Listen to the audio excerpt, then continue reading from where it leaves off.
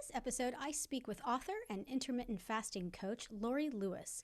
Key points addressed were Laurie's personal journey through menopause and how she studied and now coaches women experiencing all stages of menopause to employ various forms of intermittent fasting in order to reduce and eliminate negative side effects such as brain fog, weight gain, sleeping difficulties, and physical pain. Stay tuned for my informative chat with Laurie Lewis.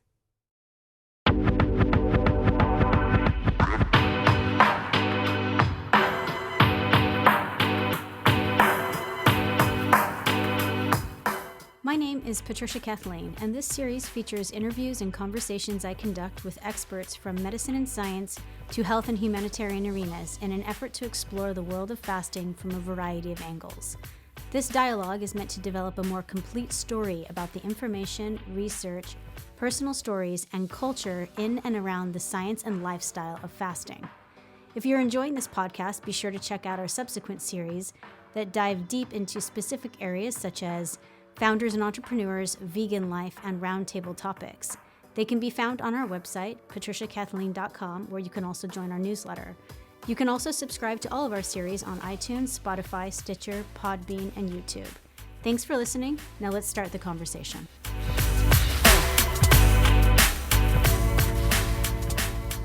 Hi, everyone, and welcome back. I am your host, Patricia, and today I'm elated to be sitting down with Laurie Lewis. Laurie is an author and intermittent fasting coach. You can find out more about everything we talk about today. It is her company and her coaching, and as well as her book on www.fastforwardwellness.com. Welcome, Laurie.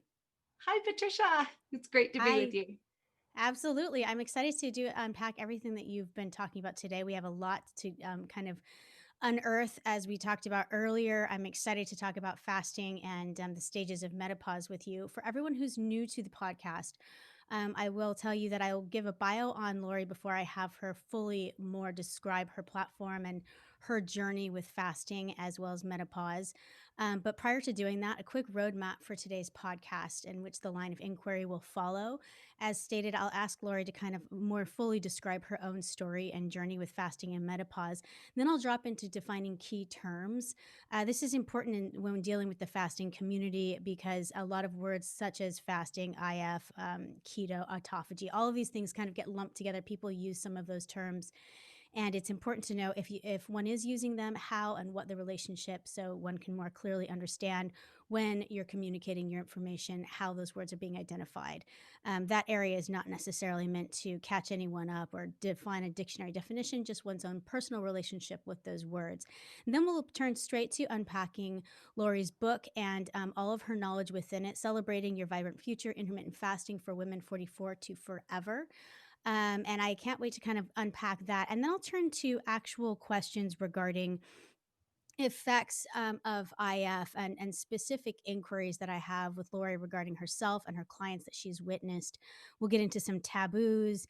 We'll talk about gynecology and communicating information to one's doctor. And we'll wrap everything up with some rapid fire questions that I've been chatting with a bunch of you on Facebook groups and things of that nature that people really want me to ask people who are involved with fasting and stages of menopause. And so I will cover some of those, and that will be the wrap up. So, as promised, a quick bio on Laurie. For intermittent fasting coach and author Laurie Lewis, menopause dealt a crushing blow: brain fog, off balance, memory loss, and sudden gain of 50 pounds of stubborn hormonal fat. She tried everything she knew to feel better, and the methods that worked in the past made no difference. After 4 years of struggle, she stumbled upon a video of intermittent fasting, which turned the course of her life. She started eating in a pattern of time the very same day. In less than a week, the menopausal fog lifted and she felt more like herself. Laurie has restored her health, slender weight, and at 57 years old has turned her personal success into a thriving intermittent fasting coaching business. Laurie is recognized as the intermittent fasting coach, having changed thousands of lives around the world through group programs and one-on-one personal coaching sessions. Combining 20 plus years of study of nutrition certification, Institute for Integrative Nutrition, with deep research and practice of time-restricted eating, she guides her clients with a dream come true. Eat the foods you love and enjoy the rest of your life feeling vibrantly well. Laurie's desire to change her healing process led her to write Intermittent Fasting Workbook, published this year on March 8th, International Women's Day. And the book is titled Celebrating Your Vibrant Future, Intermittent Fasting for Women 44 to Forever. It's the gift of hope, inspiration, encouragement that every woman needs. She combines a no nonsense coaching approach with her keen listening and authentic caring. The one thing you'll know for sure about Laurie is that she's always your biggest champion and celebrates you. So, Laurie, I'm so excited to climb through everything. And before we get to all of my questions regarding your work, your clients, and your book, I'm hoping you can kind of further elaborate on your story of how you came into intermittent fasting, beginning with like your menopausal journey. Great. It's wonderful being with you. Thank you. I menopause can't come as a cruel surprise. I think we all know it's coming. We heard about it from maybe our mothers mentioned it, or we saw that they were hot from time to time, but nobody sent us to biology class for older ladies. And so the symptoms come either gradually or suddenly. And for me, it was 44 years old. I woke up one early morning and I thought, man, it is 1,000 degrees in here. My air conditioner is broken. Well, my air conditioner was working just fine. And it was me, my hormones that were broken. And at 44, that began the journey of perimenopause, the pre-menopause phase. And I experienced everything from debilitating hot flashes to night sweats, which kept me up all night. So then being sleep deprived is no joke.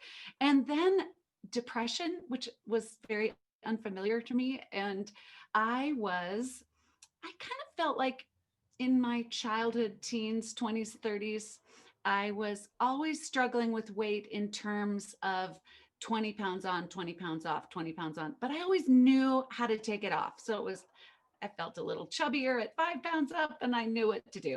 Well, I had a personal interest in nutrition because I knew that there were foods that made me feel well and foods that made me feel horribly. And so for 20 years, plus, I've had a personal curiosity of how to nourish myself well. My friends considered me, one of the healthiest people everybody knows. And so there I was at 44. I'd been running marathons. I was lean. I mean, my early 40s, I was at my best.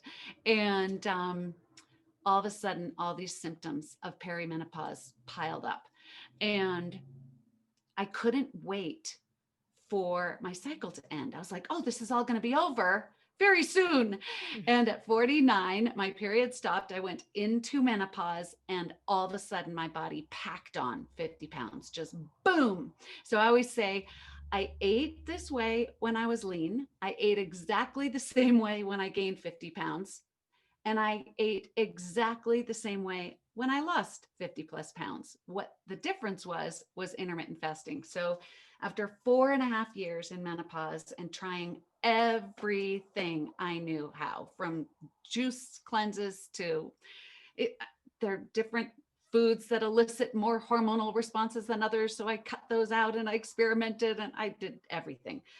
Then on top of all that perimenopause and menopause, I was diagnosed with extreme adrenal exhaustion. So right around 47, 48, a lot of women get double crushed with autoimmune and adrenal challenges and chronic fatigue. And so this time is serious.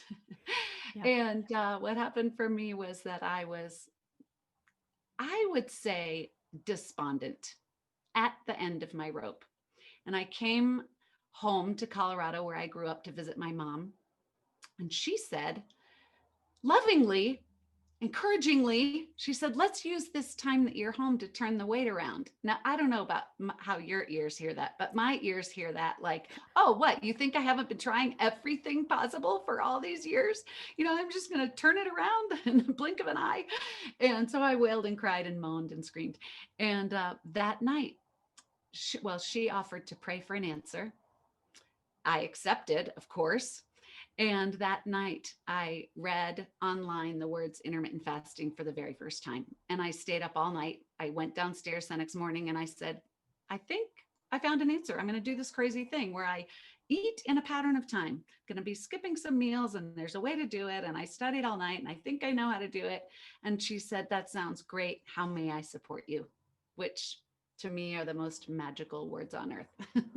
How may I support you? Absolutely. And then I lost 51 pounds in 15 months. And I know that sounds easy breezy, 51 pounds in 15 months, but it was one of the most extraordinary experiences of my life. And now I support others in the same practice. Absolutely. Yeah. I mean, and I want to get further into a lot of that. You skipped over some things that I'm going to I did. like have you unpack further. But before we get to any of that, the first thing I'm wondering is I'm hoping you can define some terms for me as you use them.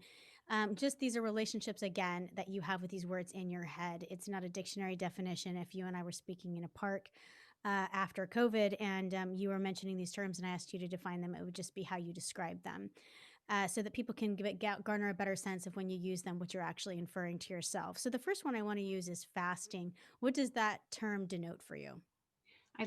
Let's start with the basics. Exactly. So fasting for me is a pattern of eating and not eating. So human beings throughout all time have had available food and then no food available. So, and it could be for a day or two, it could be for many hours, it could be for weeks at a time in a time of famine and scarcity. So in modern parlance, fasting is a schedule that is customized for you. You get to say, and this is what I do with my clients, is we figure it out together. What is the pattern of eating and not eating that's going to work well for your body, your goals, your family life, your social life, and your work life? All the facets create what your fasting schedule will be, and it changes over time. So fasting, a pattern of eating and not eating. Okay. And then intermittent fasting. Is that the same as fasting or does it have a different tone for you? Well, great. I love that. So, intermittent would be a frequent intermittent pattern. So, in medical research, they call time restricted eating would be one day, one 24-hour period where part of the day you're not eating, you're fasting, and part of the day you are eating in an eating window. That's called time restricted eating. Intermittent fasting is actually medically, um, they refer to intermittent fasting as an alternate day fasting pattern, an up day of eating, a down day of fasting, an up day of eating. So we call that ADF or alternate daily fasting. And that's technically intermittent fasting. But now in today's world, there's this big umbrella term called intermittent fasting, which would be within one 24-hour period fasting and eating window or alternating days. But then we get into longer term fasting, therapeutic fasting. Some people call it extended fasting. And I'm an expert in intermittent fasting and time restricted eating. Okay. Do you mention the words in your book? And if so, or in your practice when you're consulting with your clients, I'm going to just prattle off some of the common ones in the fasting industry. And if you do use them, if we can stop and have you just quickly define those as well.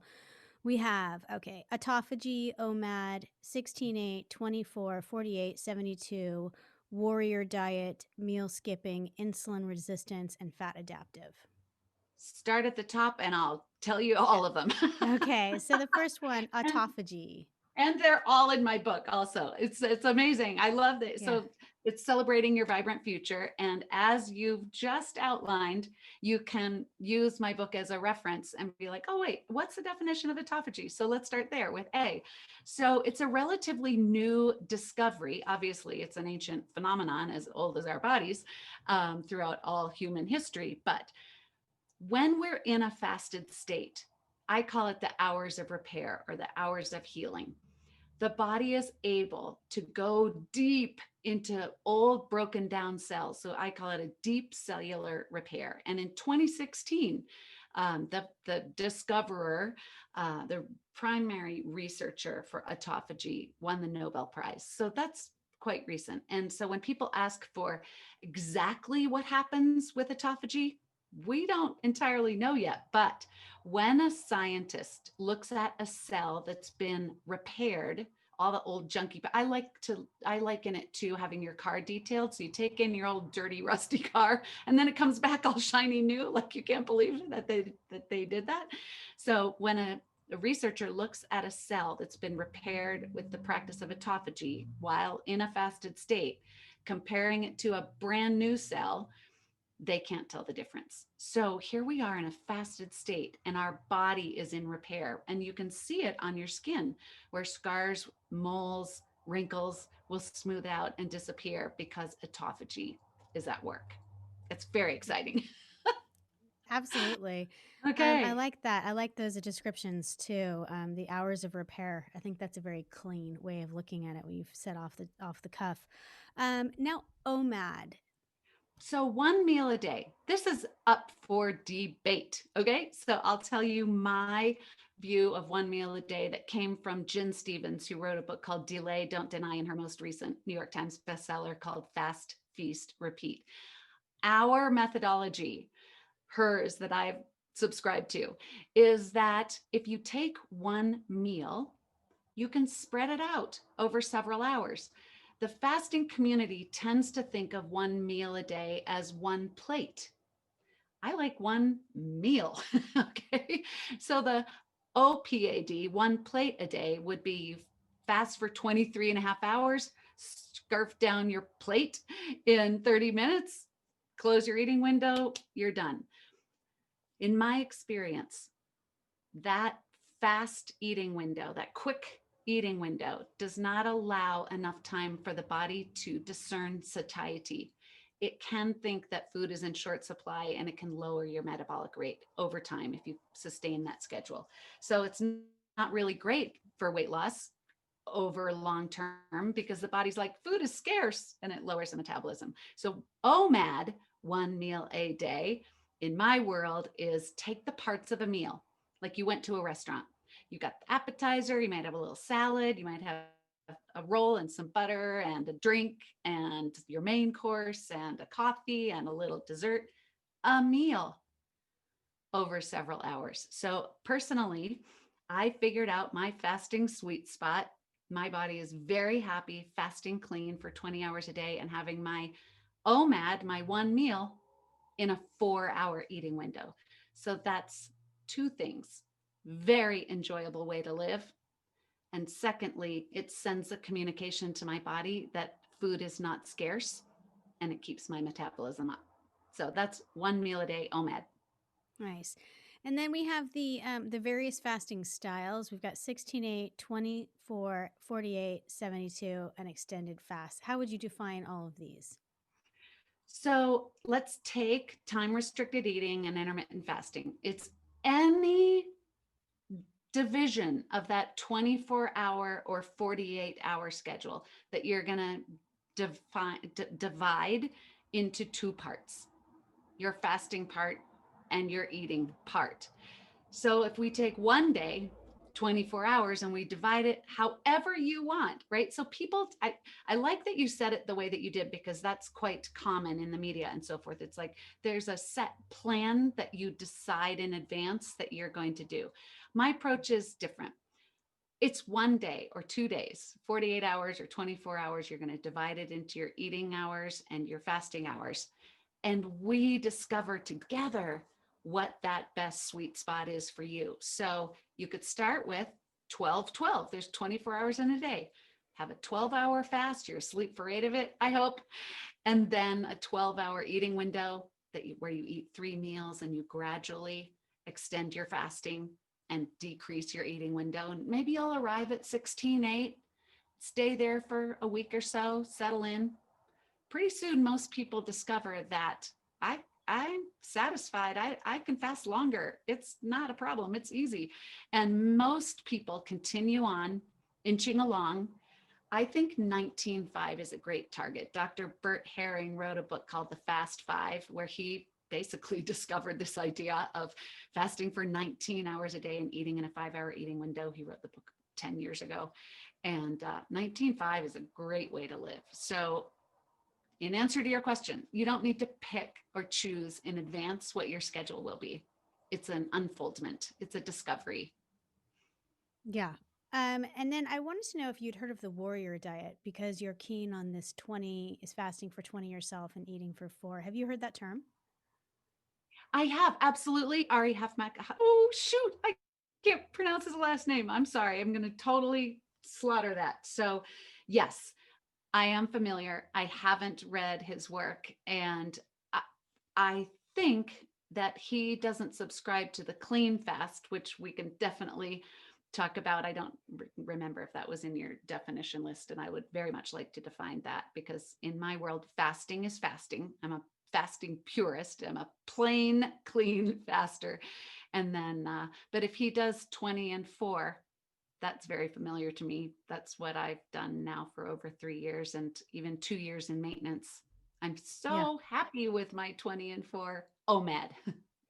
Yeah, I think the concept of the warrior behind it, as I've read and researched, is just that that's how ancient warriors lived. They would go off and they would fast for 20, hunt, and then eat during the 4 hour window, and that's kind of where it came from. I think it's also people have attached it to other forms of what you eat and things like that, but that's been Yeah. more based off of outsprays from it rather than the original person defining it. Yeah, let's climb into a lot of people don't necessarily have these terms. I'd love to know your definition of clean fasting as well as dry fasting. Oh, wow. Okay. Two whole different things there. So let's go into the clean fast. When we're fasting, we have a lot of goals, but the primary intentions are to lower insulin. Insulin's an important hormone. And in the presence of high insulin, the body stores fat. There's no access to tapping into our fat when insulin is high. So keep insulin low, tap into our fat, and access that deep cellular repair called autophagy. And then one extra bonus is that the human growth hormone increases dramatically, 1,000% in women when we're in a fasted state. Only when we're fasting clean. So clean fasting is very plain. The term was coined by Jen Stevens, and as a response to all the things that you can find out there on the internet about, well, bone broth's okay and a little cream's okay and lemon's fine and Mhm. all these things are fine because it's human nature to want to make things easier and more entertaining for ourselves. We don't like plain things. Well, fasting is plain. And so to define that what we mean is a very plain fasting time so that we can lower insulin, tap into our fat, and increase autophagy. We're just going to call it clean fasting. Now, the flip side of that is that if there's, we love opposites. If there's clean fasting, then that must imply that there's dirty fasting. Mhm. No, there's fasting and there's not fasting. And we fast clean, which is plain water, plain, no flavors. Plain black coffee, no flavors, nothing added. Okay, coffee made Plain, the list. oh, absolutely. Okay. Absolutely. It increases autophagy. Yeah. Now Okay. we'll And talk about coffee later and women of our age and blowing out our adrenals and not drinking coffee all day, but a little black coffee. Yeah. Plain water, plain black coffee, plain black tea, plain green tea with no ginger, orange flavoring, lemongrass, plain. And then minerals, which are magnesium, sodium, potassium, which the body tends to release when insulin is low. The kidneys dump magnesium, and we are, as a society, massively magnesium deficient. So we need some plain magnesium. And then the final piece of the clean fast is your medications as prescribed. So no one should freak out and be like, but my medication, no, take your medication and fast clean. So absolutely. Now, dry fasting. How would you define dry that? fasting is something that I know about and I do not subscribe to. I don't claim to be an expert, but it doesn't resonate with me. Dry fasting is going without any liquid for a long period of time, including no water. That I'm not going to say it's dangerous, but to me, that doesn't resonate as an important health practice. It sounds Yeah, like torture. it's controversial, and I think Yeah. that people who look into it, there haven't been a lot of medical research on it. Mm-mm. So you're dealing with the doctrine of and the dogma of people that are just kind of coming from their own personal testimony. It also usually includes a lack of showering. There's no It like can, and there's two swimming. levels. Yeah, to every yeah. it's daunting to think about. Regardless of how extreme you are in the fasting community, that it takes it to another level. Now let's move on to insulin resistance. How are you defining this?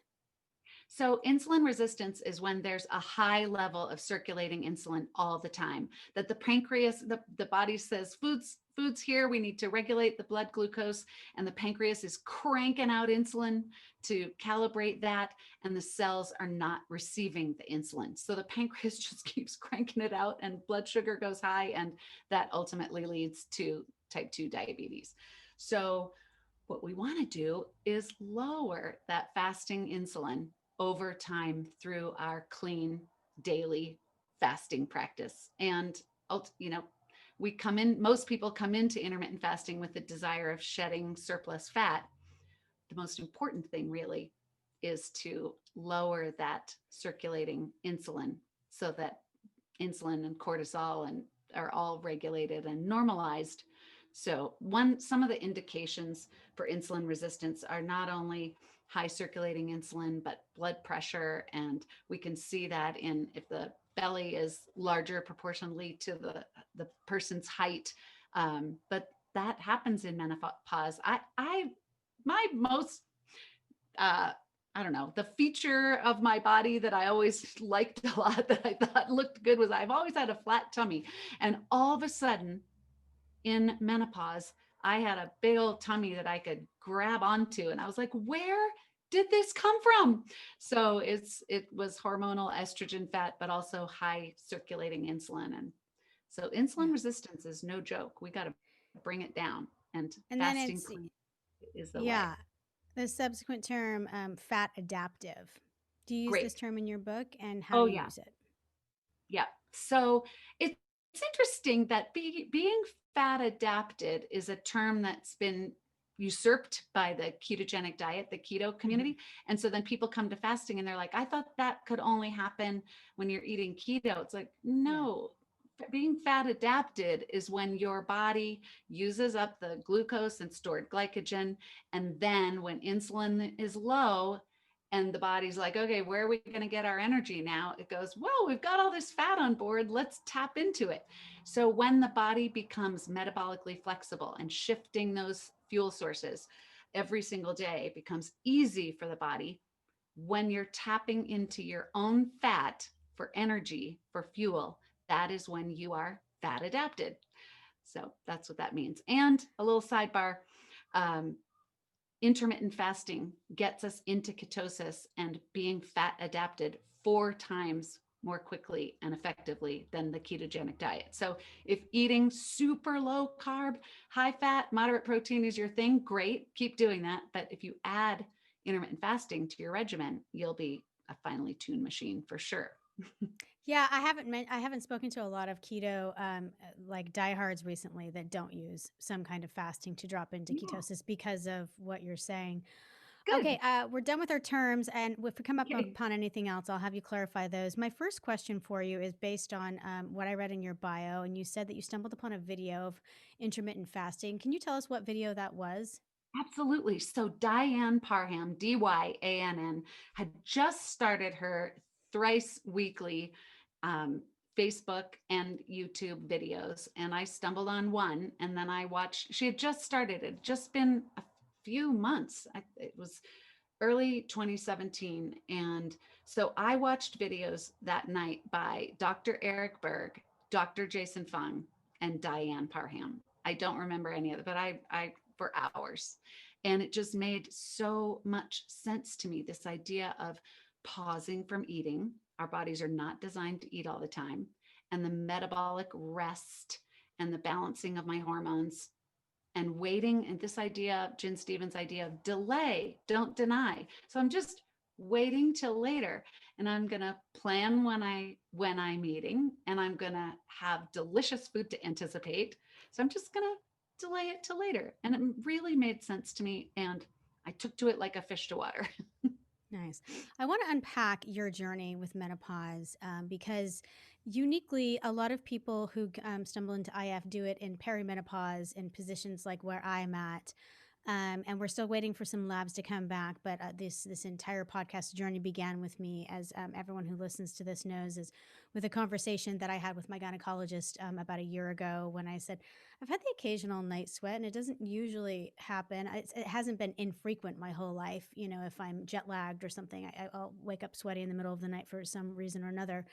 But she just promptly said, "Oh, you're in menopause. Buckle up." And I was like, "Hang on. That's Mm. not how I like to be spoken to, A, as a client, B, from woman to woman. We should not be dropping each other off a cliff like that anymore. That those days are gone and should never have been." But so I'm curious about your own personal journey because it began after, and mine kind of began, it coincided with, I started looking at fasting about 3.5, 4 years ago, and practicing it very regularly about 2.5 years ago.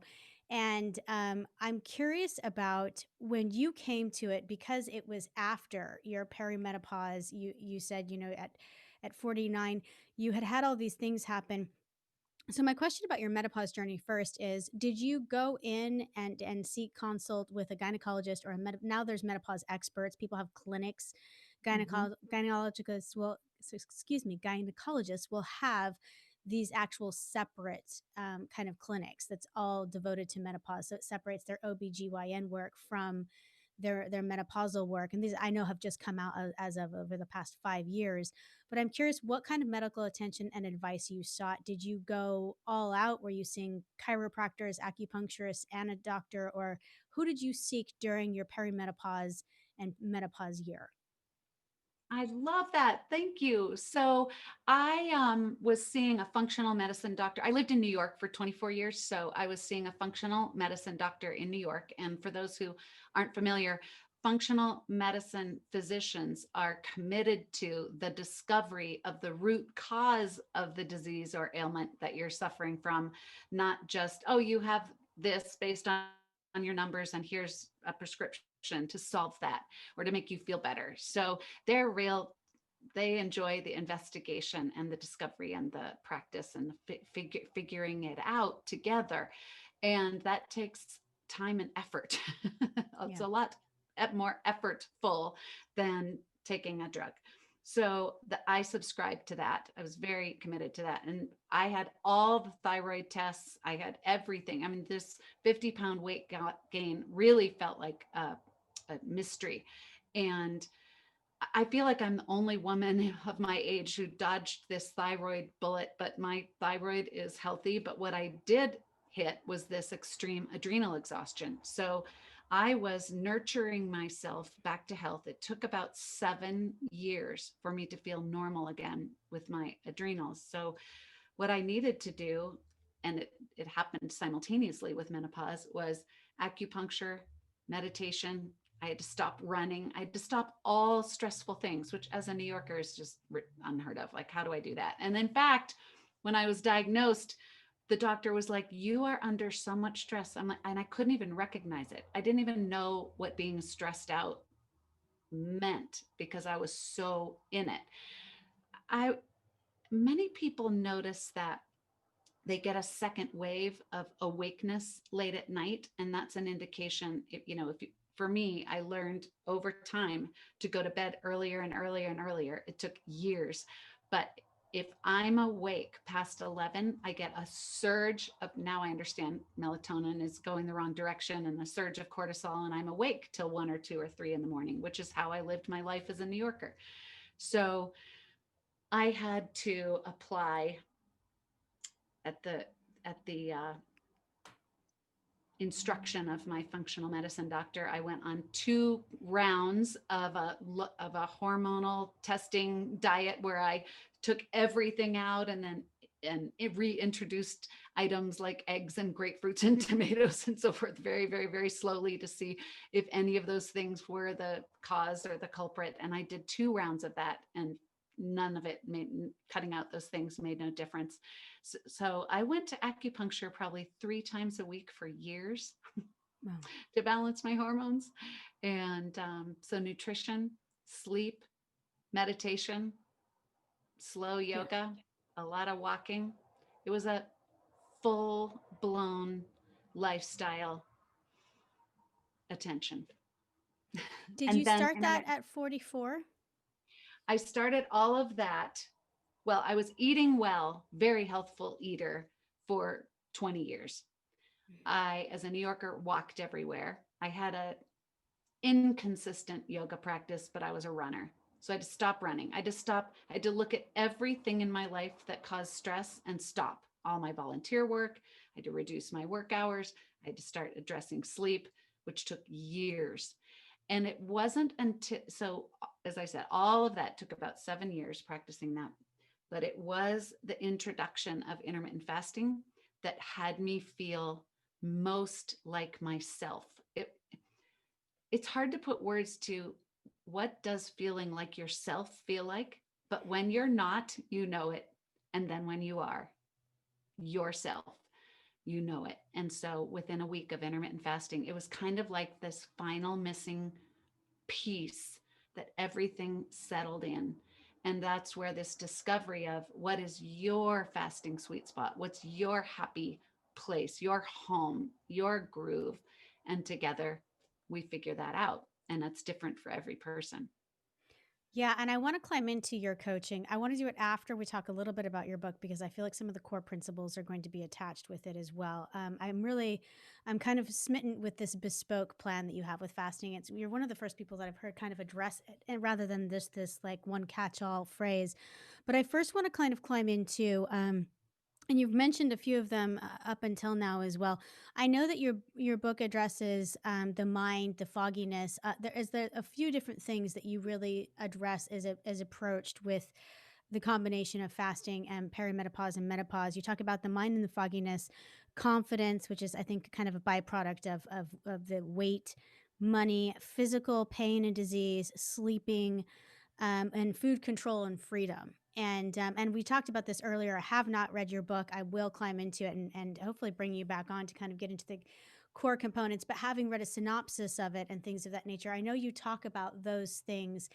And I think I'd love for you to unpack through the mind's eye. First of all, I do want to start with the weight, and it's not because of the superficiality of it. However, it is the number Mm. one thing that I've heard most people who feel, as you to use your word, despondent, about menopause. They talk about just this kind of resigning to the idea that they're going to put on 20 to 50 pounds and never take it back off.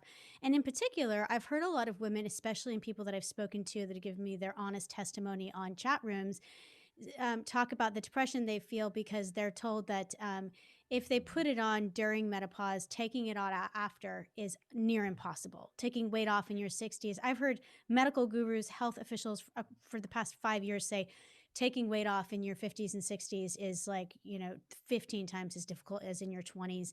That's And right. so I think the fact that you did it following your perimenopause years would offer a great deal of hope. And so I'm wondering, and you did, you said 50 pounds and is it 15 months?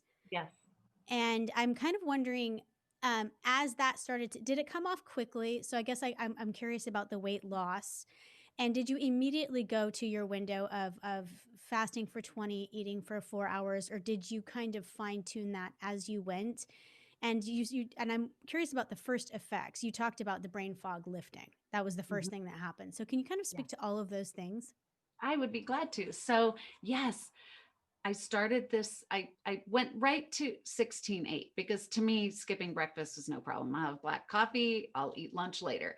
And so I started with 16:8. So it was in that time frame of that first week that I had the experience for the first time in 5 years of feeling like myself. I felt centered and grounded and like myself and clearer than I had in a very long time. And so that was exciting. Feeling good. People are like, what are the benefits of intermittent fasting? I'm like, what does everyone want? We want to feel good. We want to feel better. We want to have more energy and sleep well and feel better, feel well, and have a future to look forward to. So I could feel that. Now, you said confidence would be linked to the weight loss, but this is a mystery. There is Hmm. a confidence that arises when struggle disappears or diminishes. So there's something about feeling good in your own skin that honestly has nothing to do with the number on the scale. So my clients will say within the first week or two of intermittent fasting, they're like, I'm climbing upstairs now and I'm not out of breath. And people think, oh, that's because of the weight loss. I'm like, no, they just started. They haven't lost any weight and they can breathe more easily.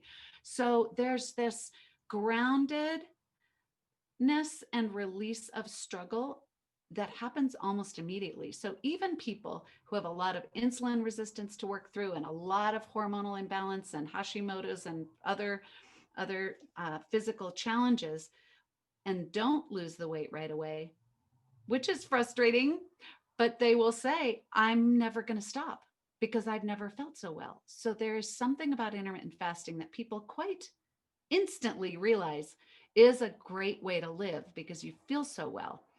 And then, so along the lines of the discovery of my fasting sweet spot, within 2 weeks, I think, I moved to a 6 hour eating window. So fasting 18 hours. Now, I got to say that in the first 10 days, I was not fasting clean. I went to the health food store and I bought all these teas, these detox teas. I thought, if I'm going to be drinking black coffee and drinking plain water, I'm going to have all these fancy teas. Well, those teas are full of flavors and digestive, influences. And so I was not fasting clean. And the trouble there is that was keeping my insulin high, higher than it could have been. And all those flavors and sweetness and food type things make fasting harder. So when we send signals to the brain that food is coming because it gets some flavors, it gets excited and the brain and the hormones align for food is incoming, and then we think we're fasting so we don't feed it, the body gets mad. It's like, give me food now. And that makes fasting harder. So, right about that time, I switched to water and plain black coffee only, plain water and plain black coffee. The fasting became much easier. Wasn't white knuckling it to 16 hours. And I was able to shift to a 6 hour eating window, which then, after maybe 2 months, someone challenged me to do a 20-hour fast. Now, that additional 2 hours seemed daunting. Wow. So that took something. But once I built that confidence, if I could do 20, I kind of went back to 19 and then I did 20, another 20. And I realized a 4 hour eating window felt great. And then to answer your question about how did the weight come off? So within the first 3 weeks, I probably lost 6 pounds. So that was very exciting. Now, most diets tell you you can lose more than 2 pounds a week. This is not dieting. This is a healthful hormonal balancing and healing process that is not like a deprivation diet because I was eating very well, not calorie restricting, eating the foods I love, but in my eating window.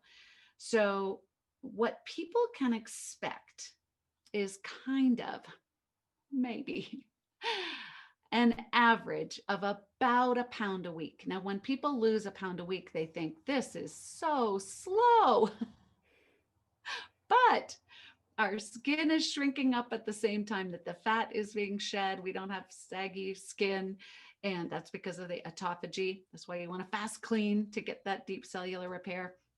And so over the 15 months, if you figure out the math and 51 pounds, that's about zero point 0.8 pounds down a week. Was it methodical 0.8? No. Some weeks it was 2, some weeks it was none. Some weeks I went up a pound. And then I had a 5-month stall where there was no change on the scale. Well, it went up and down in like a 3-4 pound range, round and round, up and down, didn't budge. But within that 5 pound stall on the scale, I got 2 sizes smaller. How is that? Because of this idea of body reconfiguration. So as the body is shedding fat, got all the fat of my visceral fat went away very quickly. The body prioritizes. It's like, get this fat off your liver, pancreas, kidneys, heart, lungs, get it off. So my visceral fat diminished. I was shedding fat everywhere, but because of the increase in human growth hormone while I'm in a fasted state, my bones and muscles are getting stronger. So if you think of balancing things out, fat is diminishing, but bones and muscles are getting heavier and stronger. That caused the number on the scale to stabilize, but I was shrinking. And there were times that I could actually, I swear, I'm not crazy. Plenty of people say this, that you can kind of feel the fat burning sometimes. It's pretty wild. Like it's like you can feel your skin shrinking up. So Nice. I Yeah. kind of miss those. I miss that. I'm so happy to be in maintenance. I'm a real statistic here that I'm 57 years old. I lost 50 pounds. I've kept it off. I'm exactly the same size I was 2 years ago. I eat in my 20 and 4 schedule. And so I am a statistic, a person who loses weight typically 90, I don't know, I think it's only like half of 1% of people keep the weight off. So it's a miracle. But I do miss that daily discovery and changing and progress of the weight loss time. I'm curious, did you ever reflect on if you had found IF during your perimenopause, would it have affected the experience from if you had started it, earlier on 45, 46, throughout that final into your menopause year? Do you think Yeah. it would have affected it? It sounds like the weight change would have happened, but having looked back at what it did in post, in the final end of your menopause, post menopause, do you think it would have changed your perimenopause? 100%. That's why my book is called Celebrating Your Vibrant Future: Intermittent Fasting for Women 44 to Forever.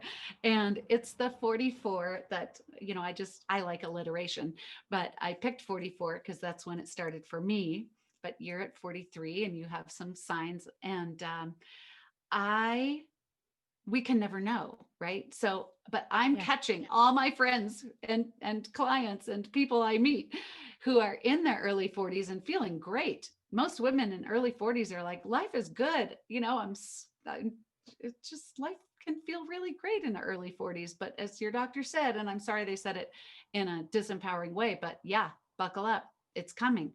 So knowing what's happening, educating ourselves is very important, speaking with one another. So in my book, I'm like, call a friend, talk about it, don't whisper the Mm. word menopause anymore. It's not a joke and it's not something to be hush hush about. Okay, so do I think that life would have been different from 44 to 54 if I had been intermittent fasting? Absolutely.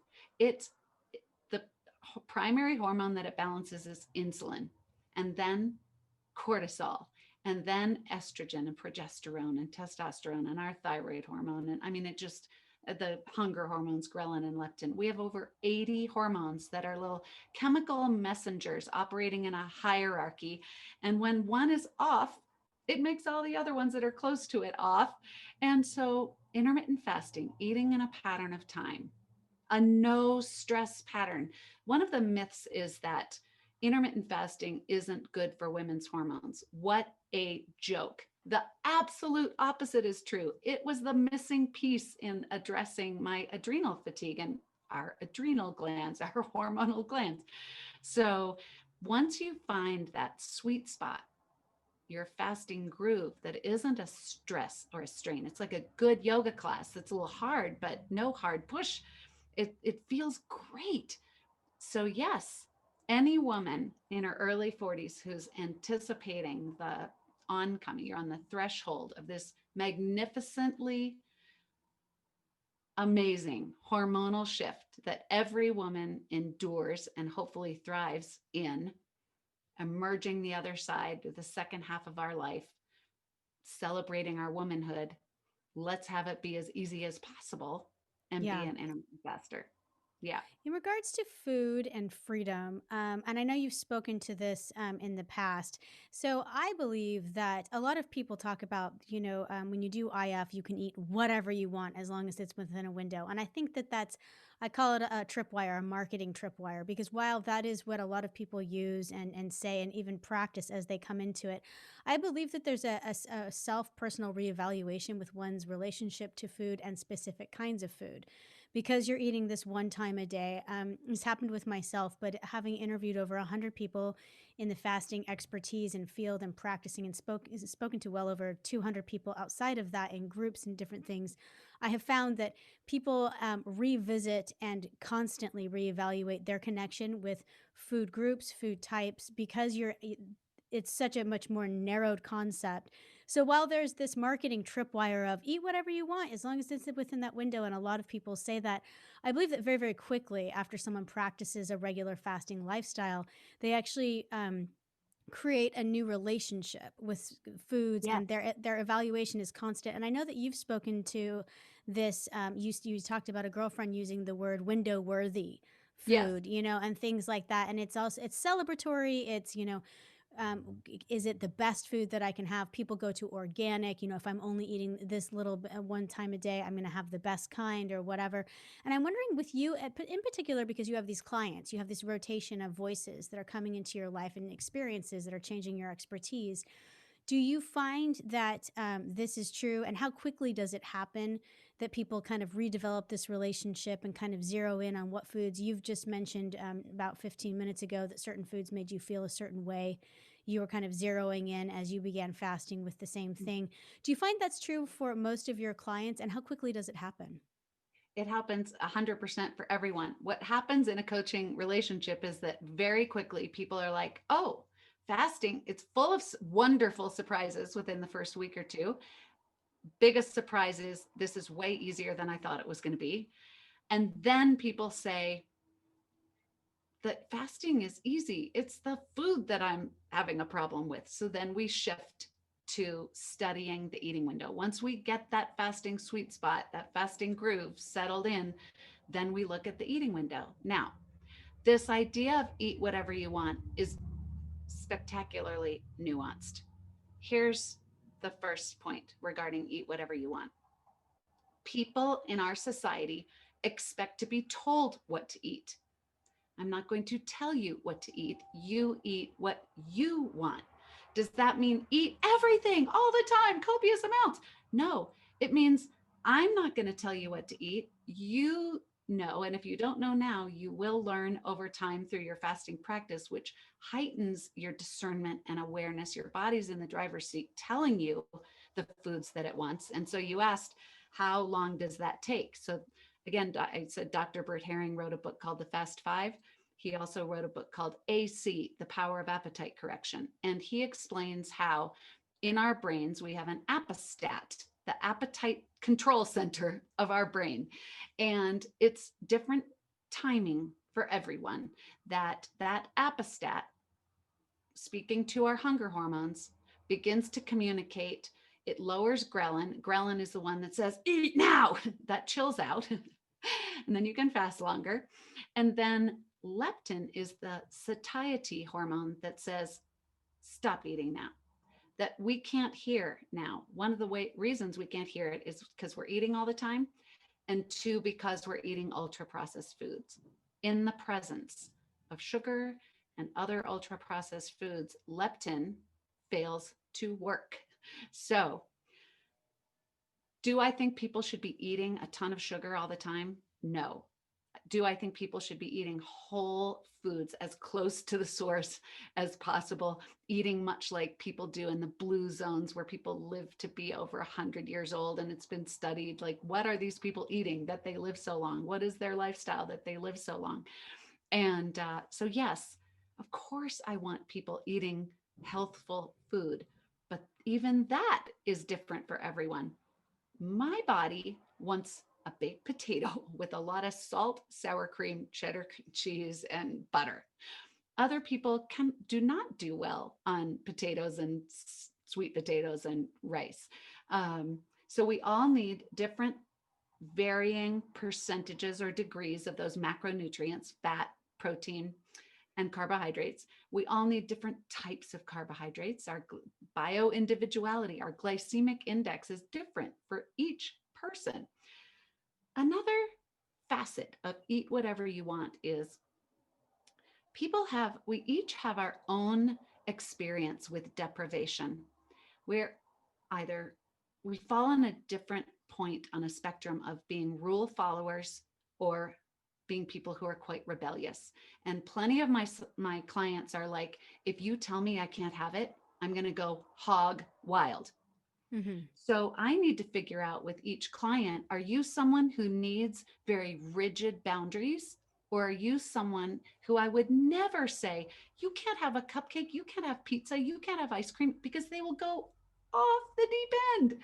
So together Yes. we figure out, am I saying you can't have a cupcake at a bridal shower? Of course not. Of course Right. not. You Yeah.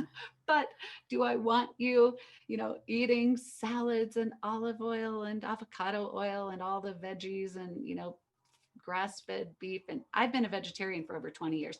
I'm not going to tell people, I'm not going to tell you that you shouldn't have meat. I choose not to. I feel much, much better without it. Day one, I stopped eating it 21, 22 years ago. Never looked back, never missed it ever once. Did No, my body ever say neither I did was? I. Well, and Yeah. I'm a diehard vegan, so Are I'm, you? I've never, yeah, I've never had that issue. I kind of want to get into what you're talking about a little bit further about this bespoke mentality, particularly in how Mhm. it relates to menopause, because women in the ages of between, it's advisory now from 42 up to 60. These are the kind the normal ranges that no one would flinch at you going into perimenopause, menopause, and postmenopause with. And because you deal with one of the things that you do with your fasting regimens and your coaching is you develop these bespoke mentalities, like, let's figure out what feels good to you, let's find out what fasting schedule works with you. And then you're also talking about doing this with the diet, with the foods. Let's talk Yep. about your personality type, let's talk about what your propensity is, what you're feeling good on, and get you into a system that feels and I think it's beautiful because it's, instead of creating tension, it's actually releasing, It's a and creating freedom, the freedom. total Yeah. freedom. So, and I want to talk about this in relationship to menopause, because one of the things is that you're guaranteed fluctuation during this time period. I argue it's your entire life, from puberty all the way onward. You're hitting hormonal fluctuations that are just Absolutely. underspoken Pregnancy. about. Mhm. Yeah, and so now we're speaking about them in the menopausal phase, and you're guaranteed changes, particularly as you're in perimenopause, slowly approaching what will be that one day of menopause, which is the only time you have it, is the year after following a complete And an 12-month average cessation of the menstrual cycle. 51 is the average. So I was early at 49. So, Yeah. yeah. So, and I wanted to clarify, a lot of people talk about menopause, and it's a catch-all, which I'm comfortable with, but Mhm. perimenopause is the time from hormonal changes leading up to menopause. You get for one day, it's 12 months with no period, and then after that, you're postmenopause. So when you That's say right. menopause, you're actually talking about the shortest time period in this entire cycle. But from that, I'm curious, because you have this relationship and this coaching, and I know you take on even male clients and things like that, but because you have this Absolutely. tenor towards menopause and fasting, Mm. it feels like even if you've advised someone and you've done work with someone, it stands to reason that you would want to reanalyze, as because their hormones are shifting, so too might their fasting preferences, their eating windows. Even when you're in perimenopause and still having a menstrual cycle, people talk about eating in regards to ovulation and menstruation. Dr. Minnie Peltz, who we had on, talks about eating Oh, she's great. specific things in combination to fasting during those time periods. So it stands to reason that with your bespoke motion of finding the best fasting circuit and window. And so my question is, do you advise that people revisit their fasting relationship so they don't flip into an area where it's difficult or it becomes a nuisance or this shackling instead of this freedom for them? And if so, how often should clients kind of revisit it after you've gotten them on this great trajectory and found this bespoke eating plan and fasting plan? Do you recommend they come back in for like a checkup every 3 months, or how does that work? Oh, I love that. So I love working with clients over time, as you can imagine. So initially, I sell a 6 session package to make sure that people are set up well and they have all the tools they need to keep going. But then they often choose to stay in my group program so we can keep the conversation alive. And so they can feel the camaraderie and the coaching and the care and the celebration and the support to keep going. And rather than having a specific time frame, like, oh, at 3 months or 6 months we should reassess, what always happens is that, again, keep in mind that fasting, pausing from eating, is an ancient human practice, not only for our physical selves but for our mental and spiritual selves. Fasting is part of all meditation and religious and spiritual traditions. Why? Because it creates a clarity, a Yeah. groundedness, a peace of mind in our thinking. So, what always happens to people is that you will have new thoughts, and you will have thoughts that seem grounded, calm, and clear. And when the upset thoughts, like frantic thoughts come, like I don't feel good in my eating pattern anymore, or I'm feeling more stressed out, or cortisol is raising. It's not a it doesn't feel good anymore. Then together we can explore, should we try an alternate date? Should you want to do a 36-12, or should we try 20 and 4 for a while and then settle back into 16-8? Or if a woman is still menstruating, that she, the few days before her period, extend her eating window to 8 hours instead of 5, to be giving the body that nourishment that it's crying out for in those Yeah. days. So again, it's a customization that isn't really on a rigid timeline, but your body, your mind is getting clearer and clearer, and you can hear its communication. Whereas in the noise of eating all the time, you can't hear it. And because this is 100% experiential, if you're listening and you're like, what is she talking about? You will know when you start. You will Yeah. feel it. So, Absolutely. yeah. Well, Lori, we are out of time today, and I I can't am believe excited it. to. I know I'm bummed, but I'm excited because I want to bring you back on and climb into. We didn't get to talking about taboos, and there's a lot of relationships between fasting and menopause that I think are just kind of this very interesting, unique relationship unto itself. And so it doesn't really shock me that they go well together, or that they're both kind of spoken about in hushed terms in the beginning. I find someone who's beginning menopause or perimenopause very, very quiet about it until you say something like, "Hey, I'm having night sweats," and then 4 of your friends are like, "I am too."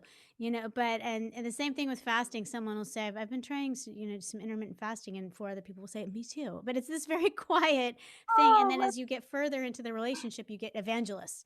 People are like, yes. "I'm in menopause. I'm here," and then other people with fasting, it's the same thing. So I think that there's an interesting arc of a relationship there, and I would love to bring you back on and talk with you about it, as well as more of the core constituents of your book after I've climbed through it.